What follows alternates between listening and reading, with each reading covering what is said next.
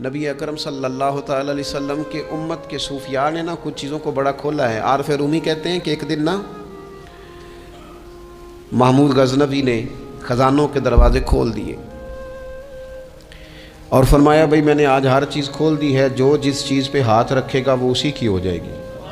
لوگ دوڑے، کوئی سونے کی طرف، کوئی چاندی کی طرف، کوئی جائیدادوں کی طرف، کوئی خزانے کی کنجیوں کی طرف، کوئی بڑے بہترین گھوڑے اور اونٹوں کی طرف لوگ دوڑ گئے، جو جس پہ ہاتھ رکھے گا اسی کا۔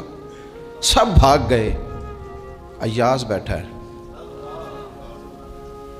نہ وہ حسن میں رہی شوخیاں، نہ وہ عشق میں رہی گرمیاں، نہ وہ غزنوی میں تڑپ رہی، نہ وہ خم ہے زلف ایاز میں، وہ لذتیں کہاں۔ ایاز چپ کر کے بیٹھا ہے۔ پھر محمود نے ایاز کی طرف مخاطب کر کے کہا، ایاز اٹھنا نہیں، آج لوٹ سیل لگ گئی ہے، جو جس چیز پہ ہاتھ رکھے گا اسی کی۔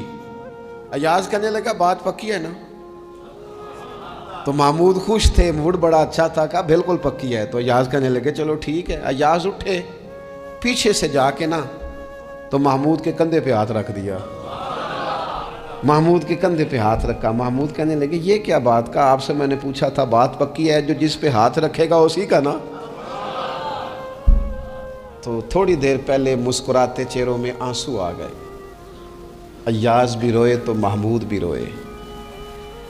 کہا بادشاہ پکا رہنا، وہ جن کو خزانے چاہیے تھے وہ دوڑ گئے، مجھے تو چاہیے۔ لنگ کئی مہینے تے برس گئے تے تیری دید نو دیدے ترس گئے، تیری تو ملے گا۔